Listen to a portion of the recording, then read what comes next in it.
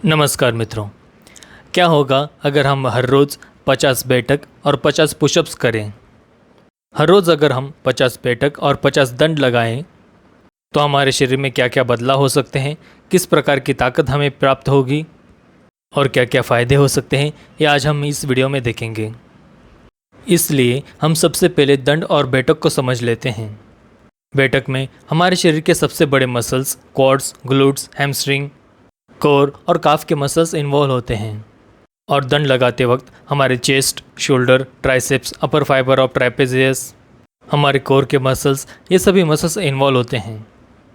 तो दंड और बैठक में हमारे शरीर के बैक और बाइसेप्स, इनको छोड़कर लगभग सभी मसल्स अच्छे से काम करते हैं।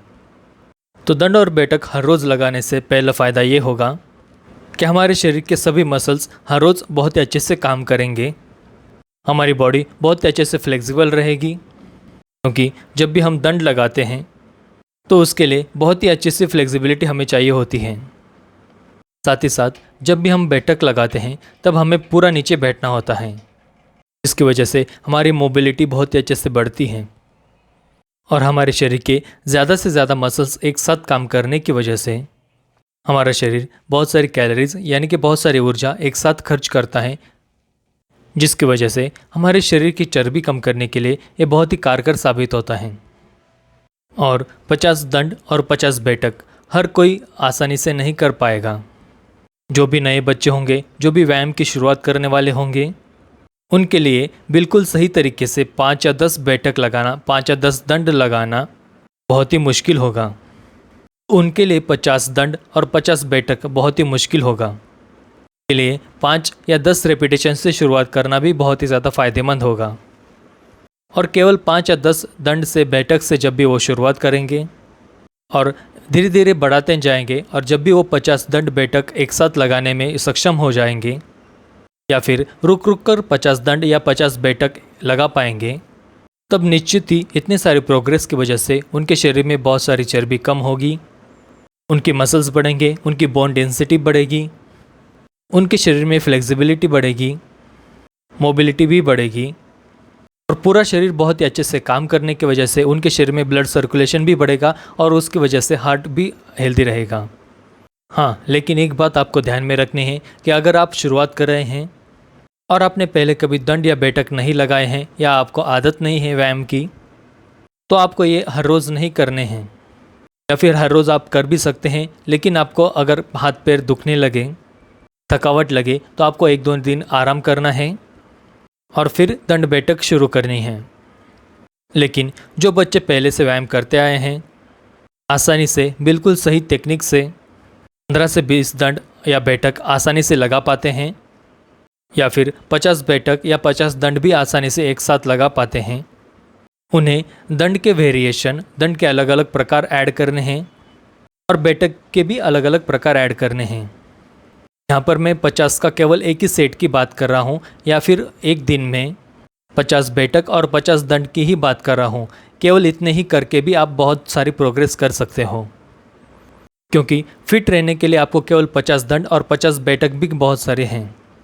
बहुत सारे बच्चे मुझे कहते हैं कि ये सब करने से आपके बैक के मसल्स में इम्बैलेंस हो जाएगा, लेकिन हम यहाँ पर बॉडी बिल्डिंग करने नहीं आए हैं, इसलिए यहाँ पर हम इम्बैलेंसेस की बात नहीं कर रहे हैं।